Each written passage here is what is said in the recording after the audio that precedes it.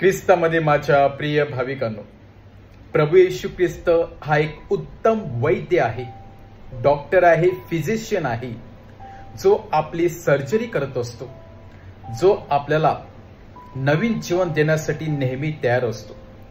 केवळ शारीरिक व्याधीपासूनच सोडत नसतो, तर अनेक आध्यात्मिकरित्या जेव्हा आपण दुबळे बनतो, आंधळे बनतो, आध्यात्मिकरित्या आपण परमेश्वरापासून दूर जातो, तेव्हा आपलं आध्यात्मिक जीवन सुधारण्याचं कार्य हा फिजिशियन, डॉक्टर किंवा उत्तम वैद्य म्हणून प्रभू येशू ख्रिस्त करत असतो. आजच्या शुभवर्तमानामध्ये प्रभू येशू ख्रिस्त मॅथ्यू किंवा मत्तेसारख्या एका जकातदाराला बोलवून त्याच्या बरोबर जेवावयास बसत आहे. केवळ मॅथ्यू द टॅक्स कलेक्टर किंवा मत्तेच नाही, तर त्याच्याबरोबर अनेक पापी लोक देखील पंक्तीला बसत आहे. हे काहीतरी वेगळंच होतं यहुदी लोकांसाठी.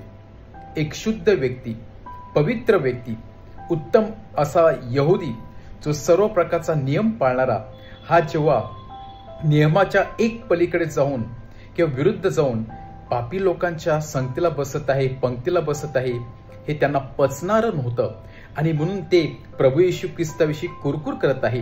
तेव्हा प्रभू येशू ख्रिस्त आजच्या शुभ वर्तमानामध्ये सुंदर प्रकारे एक शब्द किंवा वाक्य त्यांना सांगत आहे. जे खरोखरच आजारी असतात त्यांना डॉक्टरांची गरज असते. जे निरोगी आहेत, ज्यांना कुठल्याच प्रकारचा आजार नाही, व्याधी नाही, त्याला डॉक्टरची गरज नाही. मी एक डॉक्टर आहे, वैद्य आहे, आणि मी रोगी लोकांसाठी आलेलो आहे. जे रोगी, जे पापामुळे रोगी झालेले आहेत, जे पापामुळे पंगू झालेले आहेत, पापामुळे व्यंग झालेले आहेत, आंधळे झालेले आहेत, त्यांना मी शुद्ध करण्यासाठी आलेलो आहे. खरोखरच प्रभू येशू ख्रिस्त हा एक उत्तम असा वैद्य आहे, ज्याने आपल्यासाठी एक सुंदर असं हॉस्पिटल काढलेलं आहे. काय असेल ते हॉस्पिटल?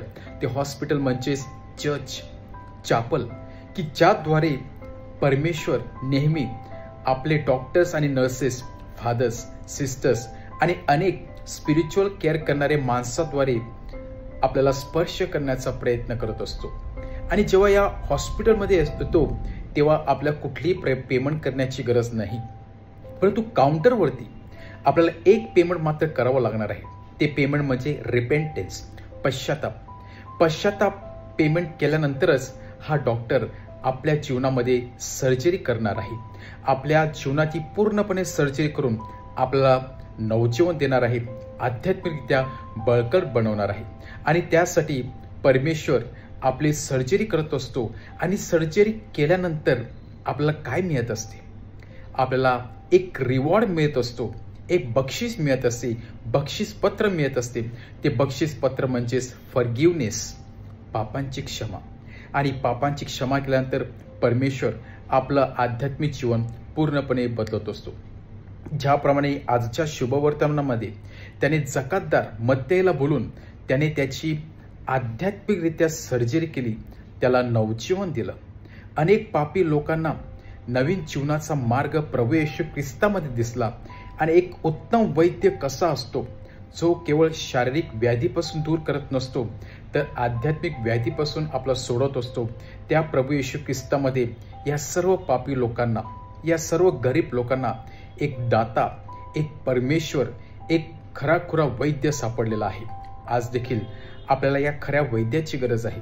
जरी शारीरिकरित्या आपण व्याधीपासून किंवा शारीरिकरित्या आपण आंधळे झालेलो असलो, तेव्हा आपल्याला डॉक्टरांची गरज असते. तेव्हा कधी कधी आध्यात्मिक जीवन सुधारण्यासाठी देखील आपल्याला अशा स्पिरिच्युअल, आध्यात्मिक गुरुची, परमेश्वराची गरज असते, जो प्रभू येशू ख्रिस्त आपल्याला नेहमी स्पर्श करून आपलं आध्यात्मिक जीवन घडवण्याचा किंवा सुधारण्याचा प्रयत्न करत असतो.